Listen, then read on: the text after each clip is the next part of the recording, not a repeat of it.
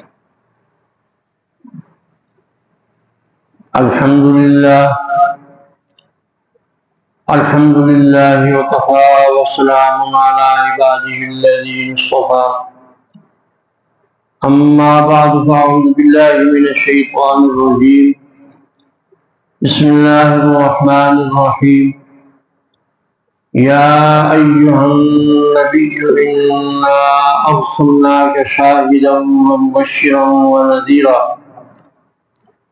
وداعيا إلى الله بإذنه وسراجا منيرا وبشر المؤمنين بأن لهم من الله فضلا كبيرا ولا تطع الكافرين والمنافقين ودع أذاهم وتوكل على الله وكفى بالله وكيلا۔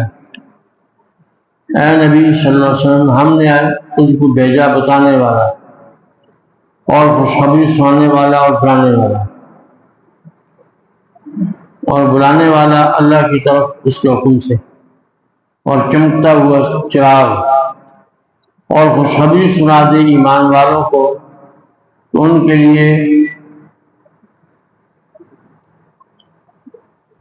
اللہ کے اذن سے، اللہ کے حکم سے فضل ہے بہت بڑا۔ وَلَا تُطِعِ الْكَافِرِينَ، اور کہا مت مان منکروں کا، کافروں کا، والمنافقین اور منافقین کا، وَدَعْ أَذَاهُمْ، اور چھوڑ دے ان کو ستانا، وَكَفَى بِاللَّهِ وَكِيلًا، اور اللہ ہی پر بھروسہ کر، وَكَفَى بِاللَّهِ وَكِيلًا، اور اللہ بس ہے کام بنانے والا۔ یا ربی صلی وسلم دائما ابدا علی حبیبک خیر الخلق کلہم۔ زبان پر مومنوں کے جب بھی ذکر تاجدار آئے تو اس کے بعد لازم ہے کہ ذکر چار یار آئے۔ ابو بکر و عمر عثمان و حیدر باغبان جب ہوں پھر کیوں نہ باغ مصطفیٰ میں ایک بہار آئے۔ خدایا اہل سنت کو جہاں میں کامرانی دے، خلوص و صبر و ہمت اور دین کی حکمرانی دے۔ تیرے قرآن کی عظمت سے سینوں کو گرمائے، وہ منوائے نبی کے چار یاروں کی صداقت کو، ابو بکر و عمر عثمان و حیدر کی خلافت کا۔ برادران اہل سنت والجماعت، محترم بزرگوں اور عزیز طلباء، گزشتہ جمعے بھی یہی آیات میں نے تلاوت کی تھی اور نبی پاک صلی اللہ علیہ وسلم کی ربیع الاول کا مہینہ گزر گیا، لیکن آپ صلی اللہ علیہ وسلم کی سیرت جو ہے وہ مسلسل بیان ہو رہی ہے۔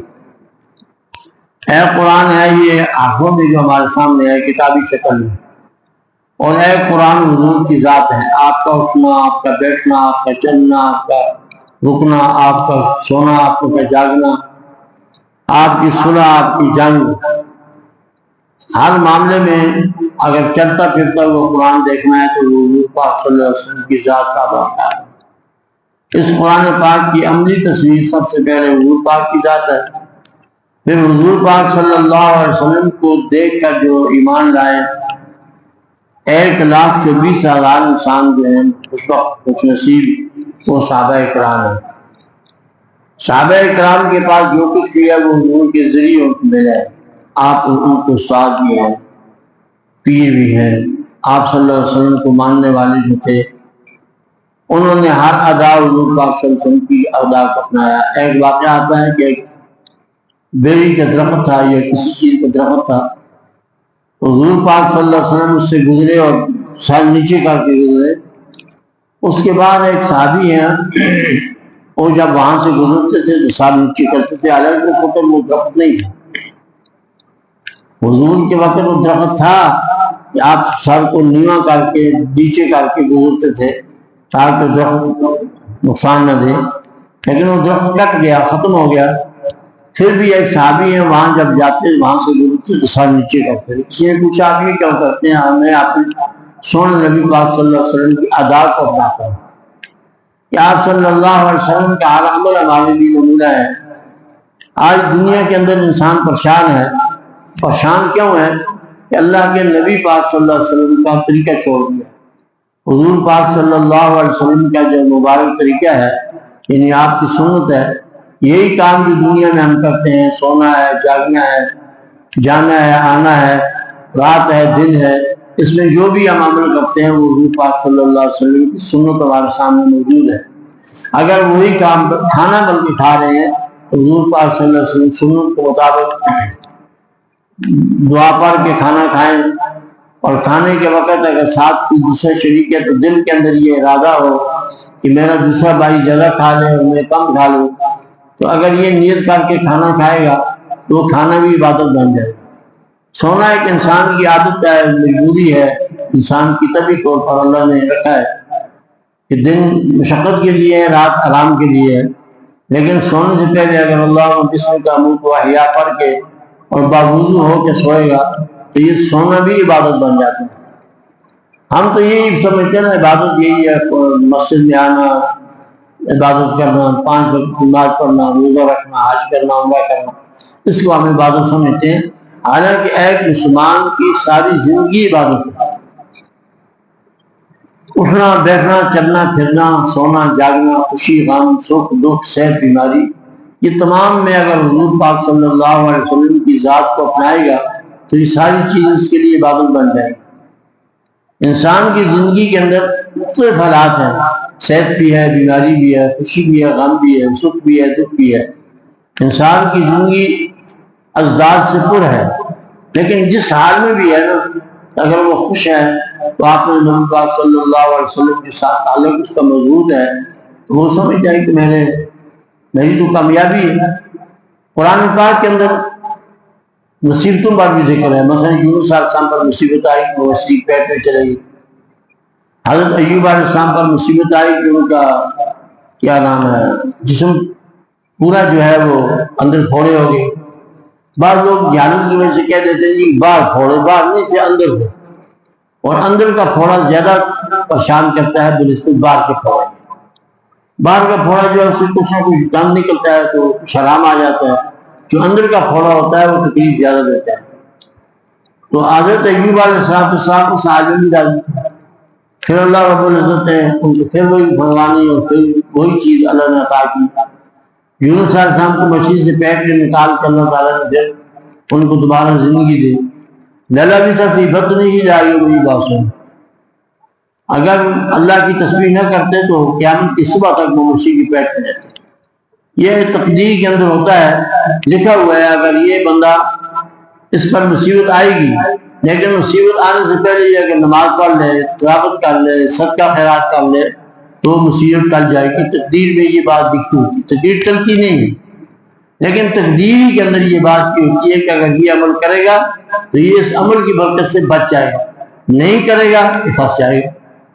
اب یہ پھنسنا اور نکلنا انسان کے اپنے بس میں ہے کہ اگر نیک اعمال کرے گا تو اس کی برکات سے اللہ تعالیٰ اس کو اس مصیبت سے نجات دے دیں. اگر مصیبت میں گرفتار ہے تو حضور پاک صلی اللہ علیہ وسلم کی سیرت سامنے کہ 13 سال مکے میں آپ صلی اللہ علیہ وسلم گزارے ہیں مخالفت کے.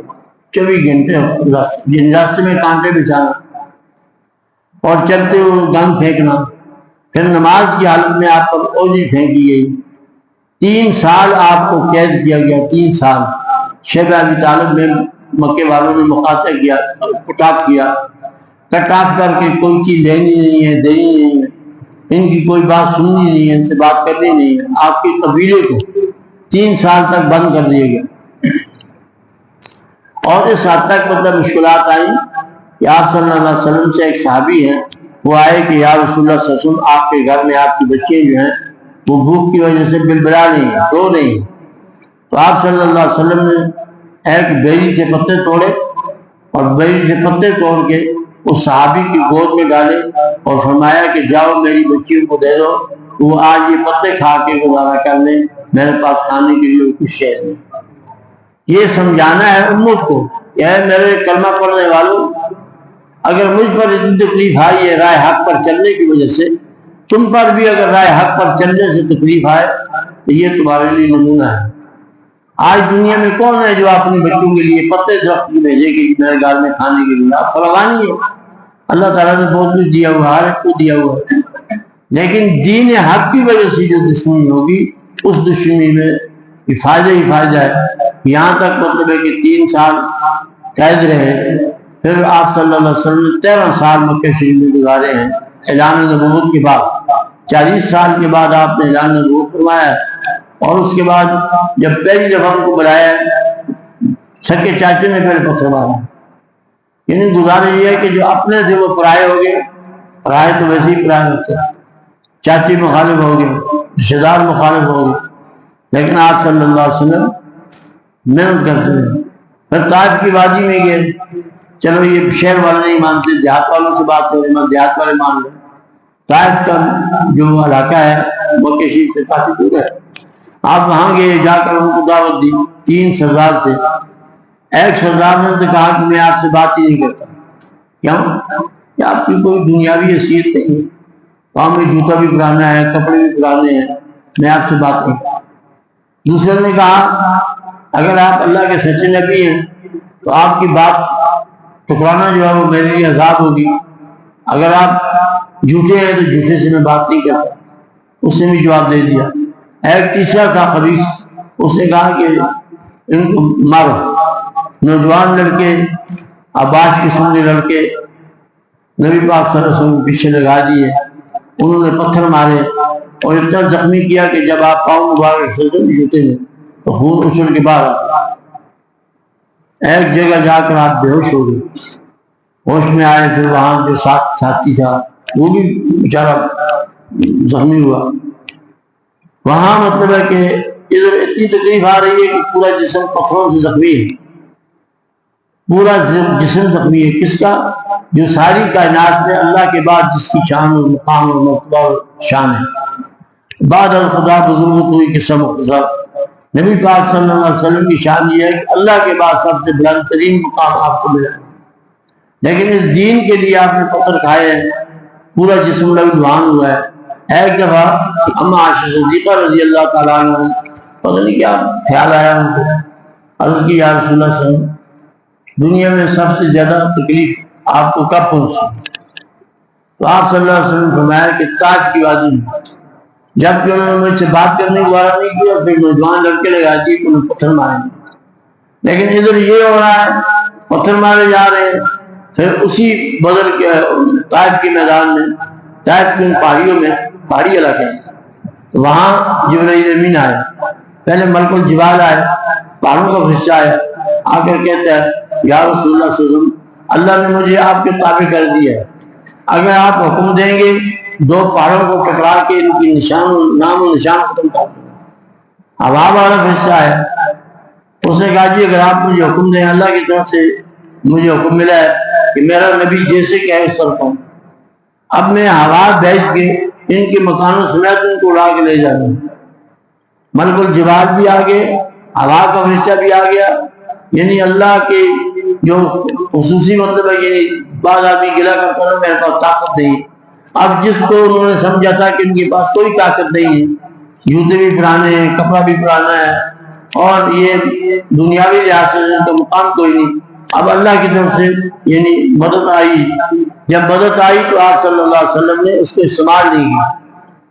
کون ہے جو اتنی مشکل میں اپنے مخالف کے خلاف ایسی چیز استعمال نہ کرا؟ لیکن آپ صلی اللہ علیہ وسلم نے فرمایا میرا رب اگر اس میں راضی ہے نا، میرے جسم کا خون نکلے، میں اس رب کے رضا کے لیے برداشت کرنے کے لیے تیار ہوں۔ اے ملک الجبال جو دیکھ رہا ہے میری ساری پوزیشن اس کے سامنے ہے، اس کے دیکھنے میں اور اس کے معاملے میں میں آپ سے مدد نہیں لے سکتا، ہوا کے فرشتے کو جواب دے دیا۔ پھر اسی واقعے کے بعد معراج کا واقعہ ہوا۔ طائف کی مار کھانے کے بعد، طائف کے اندر پورا جسم زخمی کرانے کے بعد پھر معراج کا واقعہ شروع ہو جاتا ہے کہ آپ کو مکے سے اٹھایا، بیت المقدس پہنچایا، وہاں سارے نبیوں کی امامت کی، امامت کے بعد پھر ساتوں آسمان تک لے گئے، عرش الہی تک لے گئے، اتنی بلندی نصیب ہوئی۔ انہوں نے دبانے کی کوشش کی، اللہ نے بلندی کر دیا۔ دین کے لیے کسی کو بھی اگر دبایا جائے تو جتنا دبانے والے دبائیں گے اتنا اللہ پاک اس کو بلندی عطا فرمائے گا۔ یہ پکی بات ہے۔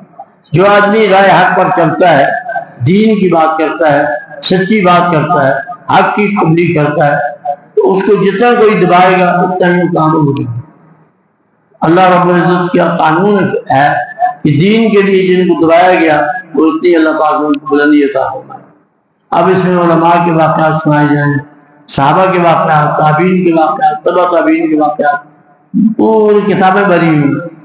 مختصر یہی ہے کہ ہمارے حضرت جی فرمایا کرتے تھے کہ ایک آدمی رائے حق پر چلے، جو رائے حق کے دشمن ہیں وہ اس کے دشمن نہ ہو ہی نہیں سکتا۔ پھر نبیوں کا تو کوئی دشمن ہی نہ ہوتا۔ نبیوں کے ساتھ دشمنی کیا ہے؟ جو اللہ کی طرف بلا رہے ہیں، لا الہ الا اللہ کی دعوت دے رہے ہیں، آپ صلی اللہ علیہ وسلم محمد رسول اللہ کی دعوت دے رہے ہیں کہ میں اللہ کا بھیجا ہوا رسول ہوں، اور میں کہتا ہوں کہ لا الہ الا اللہ، کہ اللہ کے سوا کوئی عبادت کے لائق نہیں، پرستش کے لائق نہیں، پوجا پاٹ کے لائق نہیں۔ ایک اللہ کی ذات ہے جو بگڑیاں بناتا ہے، جو انسان کی خوشی غمی جو بھی ہے، انسان کی اچھی بری تقدیر ہے اس کے پاس۔ یہ چیز سمجھاتے تھے کہ بھائی دنیا میں چند روز رہنا ہے، رہنے کے بعد ایک زندگی ہے، وہ برزخ کی زندگی ہے، برزخ کے بعد پھر میدان حشر کی زندگی ہے، اس کے بعد پھر جنت کی زندگی ہے۔ حضرت مولانا قاری محمد طیب صاحب رحمۃ اللہ علیہ جو بانی دارالعلوم دیوبند مولانا قاسم نقوی کے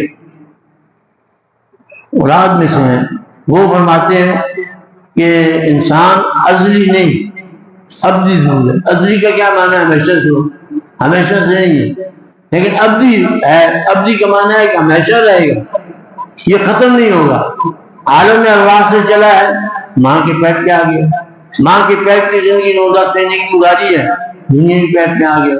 دنیا کے پیٹ میں جتنی اللہ نے اس کی زندگی لکھی ہے اس سے ایک منٹ آگے پیچھے نہیں ہوگا۔ وَلَا يُؤَخِّرُ اللَّهُ نَفْسًا إِذَا جَاءَ أَجَلُهَا، ایک منٹ آگے پیچھے نہیں ہوگا۔ جب وقت مقرر آئے گا بس اللہ بلا لیں گا۔ یہ زندگی ختم ہو گئی، اب قبر کی زندگی شروع ہوگی، برزخ کی زندگی شروع ہوگی۔ برزخ کی زندگی ختم ہوگی تو میدان حشر کی زندگی شروع ہوگی۔ میدان حشر کا ایک دن 50,000 سال ہوگا۔ جب ایک دن 50,000 سال ہوگا، پھر ہفتہ کتنا ہوگا، مہینہ کتنا ہوگا، انسان سوچ رہے۔ پھر وہاں سایہ کوئی نہیں ہوگا، وہاں پانی کوئی نہیں ہوگا، زمین تانبے کی طرح گرم ہوگی، ہر انسان نفسی نفسی کے عالم میں مبتلا ہوگا۔ تو 50 سال وہاں انسان نے گزارنے، ایک دن 50,000 سال۔ وہاں انسان اگر عرش سایہ ملے گا تو اللہ کے عرش کا سایہ کن لوگوں کو ملے گا؟ حدیث میں آتا ہے 7 قسم کے لوگ ہیں، لیکن میں تھوڑے سے سوال دیتا ہوں۔ وہ شخص جس کا دل ہر وقت مسجد کے ساتھ لگا ہے، یعنی مسجد میں نماز پڑھی ہے، نماز پڑھ کے چلا گیا ہے، دنیا کا کاروبار کا دکان کر رہا ہے، زمین میں ہاتھ چلا رہا ہے، گوڈی کر رہا ہے، لیکن اس کا دل مسجد میں ہے۔ اس کے دل میں مسجد کی اتنی محبت ہے کہ ہر وقت گھر میں بیٹھا ہوا ہے، بیوی بچوں میں ہے، پھر بھی خیال مسجد کا ہے، دنیا کے کاروبار میں لگا ہوا ہے، پھر بھی خیال مسجد کا ہے۔ تو اس کو اللہ تعالیٰ قیامت کے دن عرش الہی کے سائے کی جگہ عطا کریں گے جہاں کوئی سایہ نہیں ہوگا۔ وہاں اللہ پاک اس کو اپنے سایہ عطا فرمائے۔ وہ شخص جو دائیں ہاتھ سے خرچ کرے بائیں ہاتھ کو پکڑ اس کو بھی سایہ ملے گا۔ 2 نوجوان ایسے جن کی محبت اللہ کے لیے ہے، اللہ کی رضا کے لیے، ملتے ہیں تو اللہ کے لیے، جدا ہوتے ہیں تو اللہ کے لیے، ان کو بھی اللہ پاک اپنے عرش سائے کے لیے۔ عادل بادشاہ جو کس زمانے میں تو ہوگا، آج کل تو عادل بادشاہ شاید کوئی بھی نہیں ہے، سب بچے جمہورے ہیں۔ وہ ہم بچپن میں دیکھتے تھے کہ مداری کھیل کھیلتا تھا تو ایک آدمی کو لٹا دیتا تھا، اس کو کہتا ہاں بچے جمہورے بتا، پھر وہ بات کرتا تھا، لوگ ہنستے تھے۔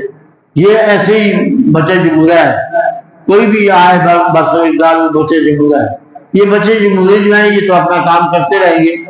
یہ گزارش یہ ہے کہ اللہ کے نبی پاک سے ارشاد ہے کہ بادشاہ عادل سے مراد بادشاہ ہی نہیں ہے، ہم اپنے گھروں میں بادشاہ ہیں، ہر آدمی اپنے گھر میں بادشاہ ہے، اور اگر وہ عدل انصاف کرے گا اپنے گھر کے اندر بھی اس کو بھی اللہ تعالیٰ عرش الہی کی نیچے جگہ عطا کرے، جتنی حکومت اس کے پاس ہے اتنا وہ عدل انصاف کرے، بے عدلی ظلم نہ کرے، اللہ پاک اس کو بھی عرش الہی کی سائے کی جگہ دیں گے۔ تو اللہ رب العزت نے نبی پاک صلی اللہ علیہ وسلم کو 13 سال مشقت، مصیبت، پریشانی گزری اور اللہ نے معراج نصیب فرمایا۔ کتنی بلندی نصیب ہوئی، نہ پہلے کسی کو ہوئی ہے نہ آئندہ ہوگی۔ فرشتہ جو جبرائیل امین ہے، تمام فرشتوں کا سردار ہے، اس کو بھی وہ بلندی نصیب ہوئی۔ ایک مقام معراج کی رات میں آیا ہے کہ ایک مقام پر جا کر جبرائیل امین رکے، حضور نے فرمایا جبرائیل مکے میں میرے ساتھ، بیت المقدس میں میرے ساتھ، پہلے دوسرے تیسرے چوتھے پانچویں چھٹے آسمان پر میرے ساتھ، اب آخر میں آ کر رک کیوں گے؟ جبرائیل امین نے عرض کیا یا رسول اللہ میں اگر ایک بال برابر بھی اس سے آگے جاؤں، بال برابر، بال کتنے ہوتے بال برابر بھی اگر جاؤں تو میرے نورانی پر جل جائیں گے، میری حد ختم، جہاں نوریوں کی حد ختم ہوتی ہے وہاں سید الانبیاء صلی اللہ علیہ وسلم کی حد شروع ہوتی ہے، وہاں سے آپ نے تنہا سفر کیا۔ اور ایک روایت میں یہ بھی علامہ ابن کثیر رحمۃ اللہ لکھے آپ کہ ایک جگہ حضور کو تھوڑی سی انسان نبی بھی انسان ہوتے ہیں، سردی گرمی لگتی ہے، یعنی بیمار بھی ہوتے ہیں، کھاتے بھی ہیں پیتے بھی ہیں، لیکن اللہ کا بھیجے ہوتے ہیں، ان کے شان اور مرتبہ مقام زیادہ ہوتا ہے، لیکن انسانیت جس طرح انسان کے جذبات ہیں اس طرح جذبات ہوتے ہیں۔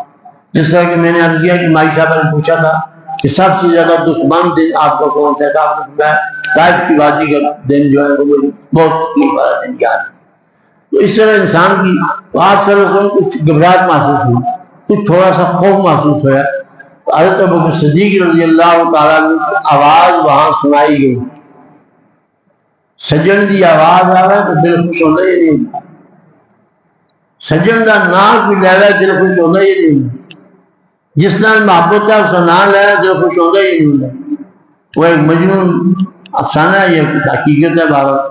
مجنون کے بارے میں آتا ہے کہ وہ ایک جگہ بیٹھا ہوا ریت پر لکھ رہا تھا لیلا لیلا لیلا لیلا، کسی نے اس سے کہا پاگل انسان، یہ تیرا خط جو اس ریت پر تو لکھ رہا ہے یہ تیرے محبوب تک کیسے پہنچے گا؟ اس نے بڑی عجیب بات کی، اس نے کہا یہ میں اتنا پاگل ہوں، مجھے اتنا پتہ ہے، لیکن یہ نام لکھتا ہوں نا مجھے مزہ آتا ہے، جس سے محبت ہوتی ہے نا اس کا نام لیا جائے دل خوش ہو جاتا ہے، باغ باغ ہو جاتا ہے۔ تو کہنے لگا میں بار بار لیلا لکھتا ہوں، بار بار لیلا لکھتا ہوں، جس سے مجھے سکون ملتا ہے۔ اس طرح جن لوگوں کو اللہ سے محبت ہوتی ہے وہ اللہ کا نام لیتے ہیں، مزہ آتا ہے، اور ایسا مزہ آتا ہے کہ کہتے ہیں کہ دنیا کی کسی چیز میں وہ لذت نہیں ہے جو اللہ کے نام میں لذت ہے۔ جس اللہ نے لذتوں والی چیزیں پیدا کی ہے اس اللہ کے نام میں کتنی لذت ہے، یہ تو عملاً کرنے کی ضرورت ہے کہ اگر عملاً انسان کرے گا تو اس کو پتہ چل جائے گا اللہ اللہ اللہ اللہ۔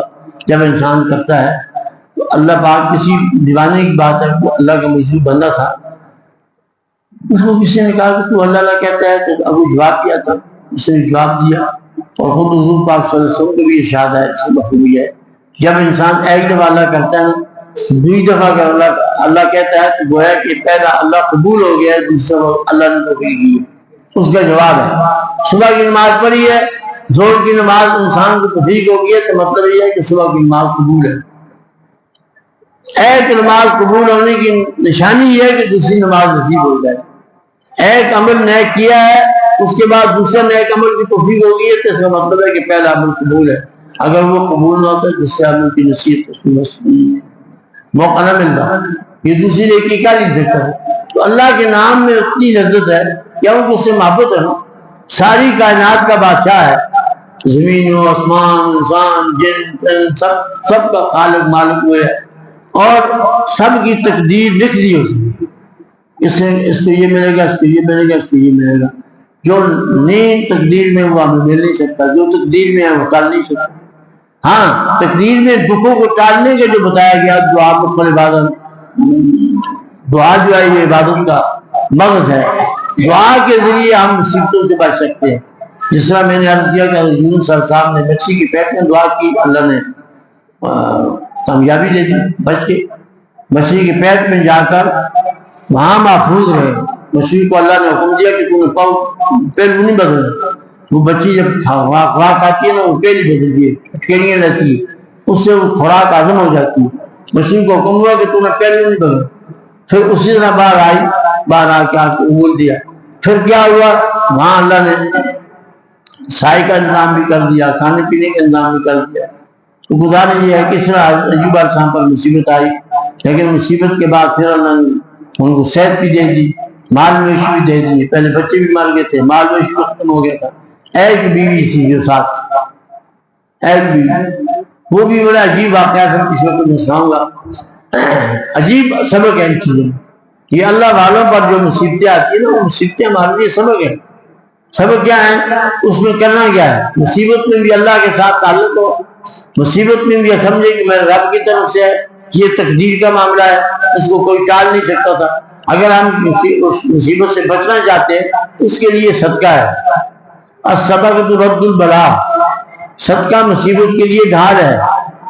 ہمارے پکے مکان، ہمارے مطلب ہے کہ بینک بیلنس، یہ کوئی چیز بھی اللہ کی طرف سے آنے والی مصیبت کے ڈھال نہیں بن سکتی۔ ہاں صدقہ جو ہے نا، الصدقۃ رد البلاء، اس سے انسان بچ سکتا۔ ایک بات نے لکھا ہے حضرت مولانا زکریا صاحب رحمۃ اللہ علیہ، ایک دھوبی تھا، بڑی سین کا واقعہ ہے۔ وہ دھوبی کیا کرتا تھا، لوگوں کے کپڑوں کو نقصان کرتا تھا، کپڑے دھو کے بھی دیتا تھا لیکن ساتھ کو نقصان کرتا تھا۔ لوگوں نے کہا کہ عیسیٰ شام کو دعا کریں گے اس کو اللہ پاک شام کے نے یہ نہ ہو تو اچھا ہے، ہمارا نقصان کرتا ہے۔ تو عیسیٰ علیہ السلام نے فرمایا کہ اچھا آج اس کا کام تمام ہونے، دعا کی، اللہ کی طرف سے بتایا گیا۔ لیکن شام کو جب انہوں نے دیکھا تو وہ بندہ کٹی کپڑوں کے اٹھائے ہوئے آ رہا ہے۔ لوگوں کا عقیدہ تو بہت جلدی بگڑتا ہے، بنتے بنتے سالہ سال لگتے ہیں، ہزاروں سال نرگس اپنی بے نوری پہ روتی ہے، بڑی مشکل سے ہوتا ہے، چمن میں دیدہ وقت ہے۔ خدا کی قسم اللہ والوں کی زندگی اللہ کی، علماء چلے بھی گئے، زندگی لگا کے چلے گئے، لیکن ہمارے اندر وہ انقلاب نہیں آیا۔ کیوں؟ انقلاب کے لیے بہت سا رگڑا کھانا پڑتا ہے۔ حنا رنگ لاتی ہے، پتھر پہ گھس جانا ہے۔ مہندی کب مہندی بنتی ہے، رنگ کب لاتی ہے، جب وہ پتھر پہ اس کو رگڑا دیا جاتا ہے۔ ہم رگڑا کھانے کے لیے تیار نہیں، اپنے خلاف کوئی بات سننے کے لیے تیار نہیں، اپنے برائی کے لیے، اچھائی کے لیے بات کی جائے پھر بری لگتی ہے۔ جی سارا مسئلہ نہ دیکھ کے جانا چاہتا ہے، حالانکہ مسئلہ عام ہو گیا، مسئلے میں میں بھی ہوں، آپ بھی ہیں، سب ہے، مسئلہ سب کے لیے ہے۔ تو لوگوں کا عقیدہ بھی جلدی بگڑتا ہے، بنتا دیر سے ہے، بگڑنے میں دیر نہیں لگتی۔ اب اس کا مثال سامری، موسیٰ علیہ السلام نے کتنا عرصہ محنت کی، دریا سے 12 راستے بنے، دریا سے پار آئے، فرعونیت سے نجات ملی، لیکن سامری جو شیطان تھا اس نے معمولی سے کام کیا، ایک بچہ بنایا، بچہ کربچہ جسے کہتے ہیں، ان سے کربچہ بنایا، بچے کی شکل کا کربچہ بنا کے اس میں جبرائیل امین کی پاؤں کے نیچے جو مٹی تھی وہ مٹی اس نے لے لی تھی، اسے دیکھ لیا تھا، وہ مٹی اس میں ڈالی تو پہ کرتا تھا، جس کا بچہ بولتا ہے۔ اب ایسی قوم کی جس کو اللہ تعالیٰ نے موسیٰ علیہ السلام کے ذریعے فرعون سے نجات دی، 12 راستے بنے، دریا خشک ہو گیا، چل کے نکلے، اور ان کے سامنے ان کا دشمن جو انا ربکم الاعلیٰ کہتا تھا کہ میں سب سے بڑا رب ہوں، ان کے سامنے غرق ہوا، تباہ برباد ہوا۔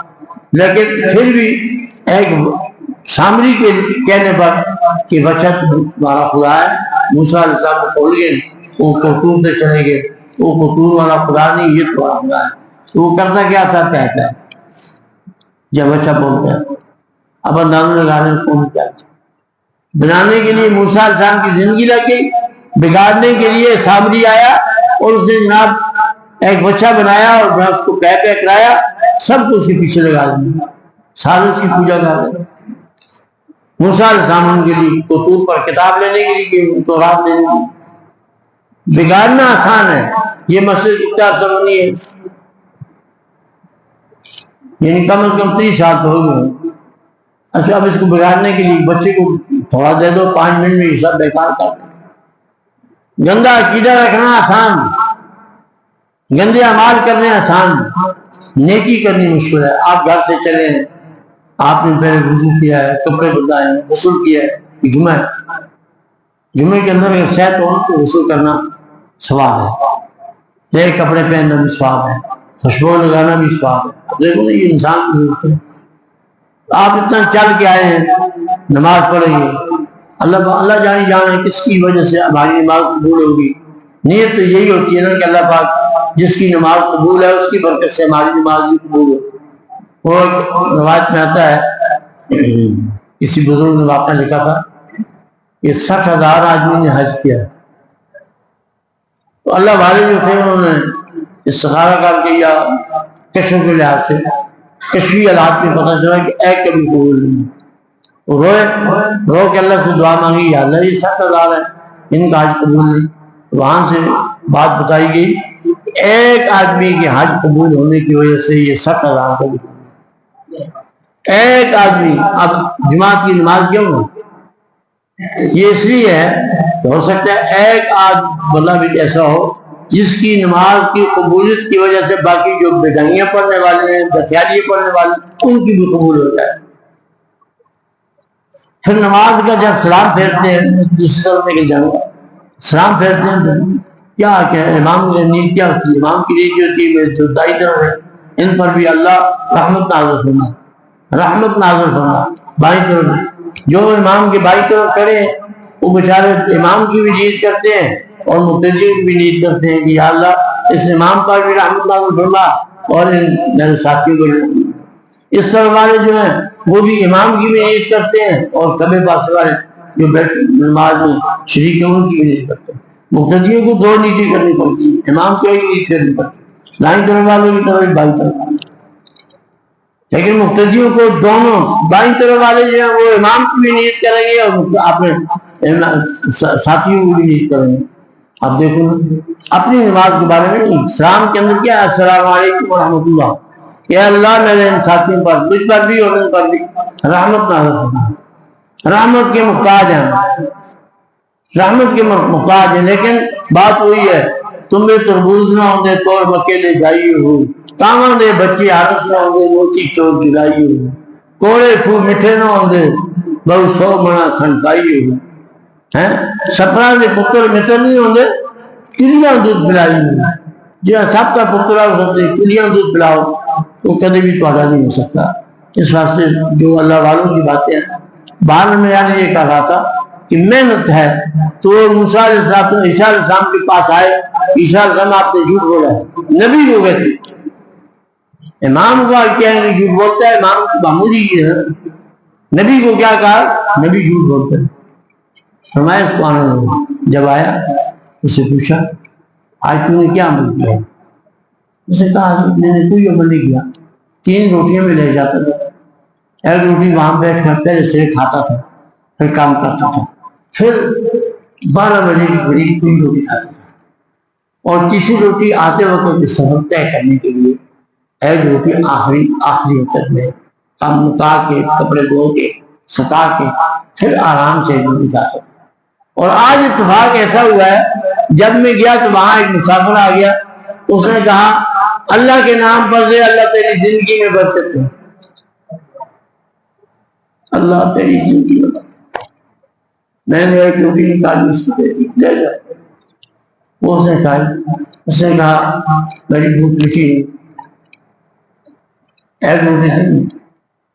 وہ آج کل نان آج کل اپنے والے روٹی لیتے ہیں، روٹی سستی کر دی ہے، روٹی مہنگی ہوگی، پھر کوئی پاری نہیں. اللہ اس نے دوسری روٹی نکالی، وہ روٹی کھا کے اللہ تیری عمر میں اور برکت ڈالے، تیری عمر میں برکت ڈالے. 3 روٹیاں تھی، تینوں پر اس نے دعا لے لی. اب اس کو کہا گٹلی اتارو، گٹلی اتاری گئی، اس کو کہا کھولو، کھولا تو دیکھا تو سانپ ہے، منہ کھلا ہوا، منہ کھلا ہوا ہے۔ نبی تھے، مردے کم بزنا کہتے تھے، قبر پھٹتی تھی، مردہ باہر آتا تھا، بات کرتا تھا، پھر اٹھ کے قبر میں چلا گیا۔ بہادر ذات اندھا آتا تھا، اس کی آنکھوں پر ہاتھ پھیرتے تھے، روشنائی والا دیکھنے والا ہوگا، یہ معجزات ہیں۔ کوڑ والا آتا تھا، اس پر ہاتھ پھیرتے تھے، کوڑ اس کی چل کر جاتے۔ آج تو ہمیں احساس ہی نہیں، اللہ تعالیٰ نے جسم دیا ہے، شکر ہے میرے جسم پر داغ دبے نہیں۔ ان دنوں میں ایک مریض میرے پاس ہے، مستورات میں سے یقین جانے کے جب بھی اس بچی کا خیال آتا ہے، کپڑا لپٹا ہوا اسے مجھے دکھانے کے لیے کہ میرا یہ حالت ہے، جب میں نے اس کے چہرے کو دیکھا مجھے ہوش کہ اللہ کتنی بڑی نعمت ہے، چہرہ صاف ہے۔ ذرا بھی اگر اللہ پاک اس چہرے کے اندر گڑبڑ کر دے، دعا کیا سکھائیے؟ جب شیشہ دیکھو تو یہ دعا کرو، اللہ حسن بخلقی فاحسن خلقی، اللہ تو نے میری صورت اچھی بنائی ہے، میرے اندر کے اخلاق بھی اچھے بنائے۔ صورت ہماری سب کی اچھی ہے، جس کی ہے کالا ہے، گورا ہے، گندمی ہے، جس بھی اللہ نے بنائی، لیکن اندر کے اخلاق اس کو اللہ پسند کرتا ہے۔ جو چیز اندر ہوتی ہے وہ زیادہ فائدہ مند ہوتی ہے۔ ظاہری صورت کی حکم ہے صاف ستھرا اور کپڑے صاف ہوئی ہے۔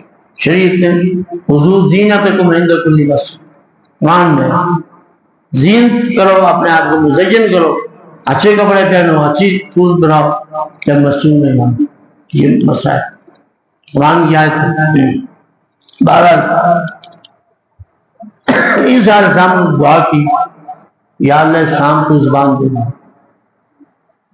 ہم یہ سمجھتے ہیں بس ہمیں زبان ملی ہوئی ہے، باقی بھی چیزیں ویسی، قیامت دن سب کو زبان ملی ہے، یہ زمین کو بھی زبان ملی ہے، یوم دن آج سے پارا، یہ زمین اپنی خبریں بیان کرے گی، ہر چیز بولے گی۔